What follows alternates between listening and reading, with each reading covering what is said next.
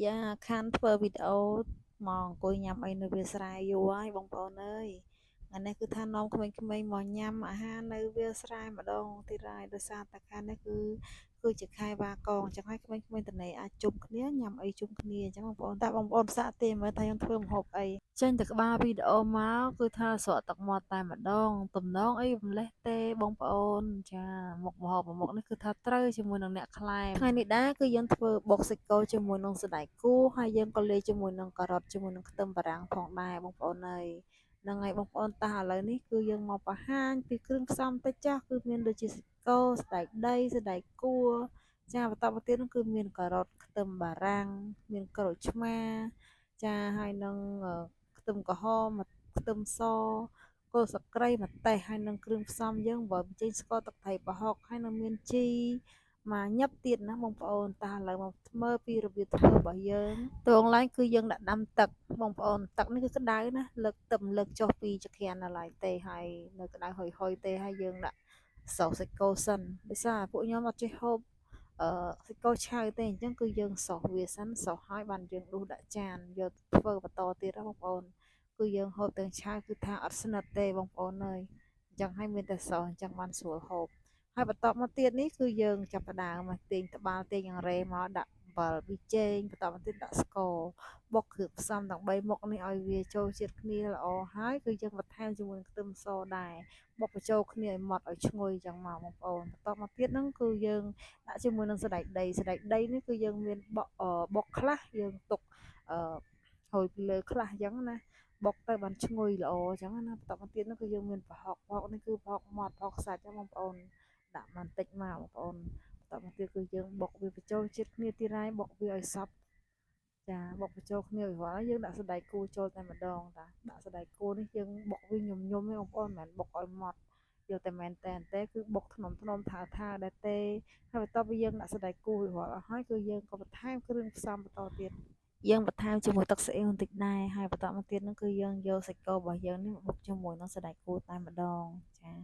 ដាក់សាច់គោចូលហើយនោះគឺយើងចាប់ផ្ដើមញំវាបងប្អូនចាអត់ហ៊ានបុកខ្លាំងទេខ្លាចម៉ត់បន្លែម៉ត់អីអស់អញ្ចឹងណាអញ្ចឹងយើងបុកវាញំឲ្យទៅចូលជាតិគ្នាទេបងប្អូនចាបន្ទាប់ពីយើងបុកសាច់គោជាមួយនឹងសណ្តែកគួររាល់អស់ហើយនោះយើងក៏ដាក់គ្រឿងផ្សំយើងបន្តទៀតហើយចាគ្រឿងផ្សំរបស់យើងបន្តទៀតនោះគឺមានដូចជាការ៉ុតជាមួយនឹងខ្ទឹមបារាំង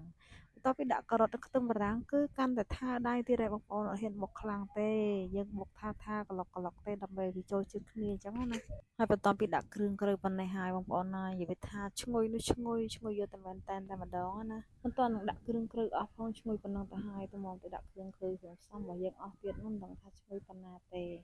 ហើយមុខម្ហូបមួយមុខនេះដែរគឺថាត្រូវខ្លាំងជាមួយនឹងអ្នកខ្លែម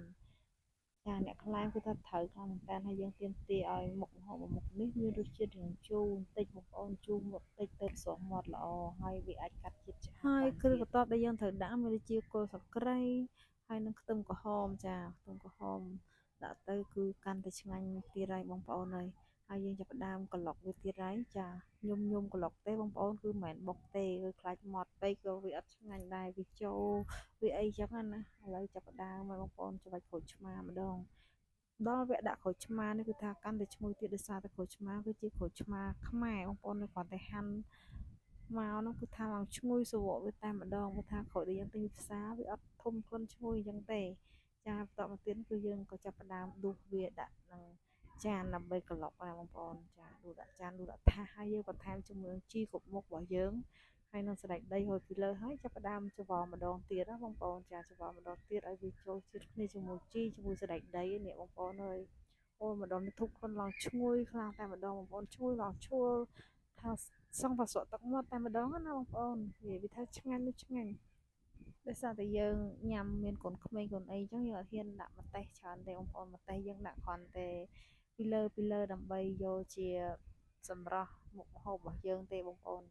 បើដាក់បុកជាមួយនឹងថាក្មេងៗហ្នឹងហូបអត់កើតអញ្ចឹងហើយគឺយើងថែមម្ទេសតែពីលើប៉ុណ្ណេះគឺថារួចរាល់ជាការស្រេចហើយបងប្អូនអើយឃើញឯងទំនងខ្លាំងមែនតែម្ដងបងប្អូន